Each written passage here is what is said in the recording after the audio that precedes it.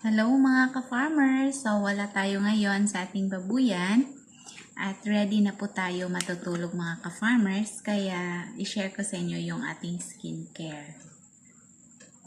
I remember meron akong isang ka-farmer na nagtatanong kung ano po ba yung inilagay ko sa aking mukha.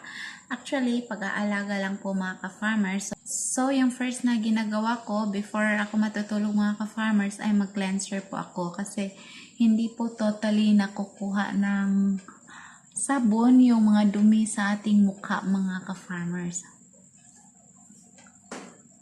Ayan. Kunding cleanser lang po, kasama na yung sa may leeg. At naglalagay din ako ng moisturizing cream mga ka-farmers. Ayan. So, yan lamang po yung simpleng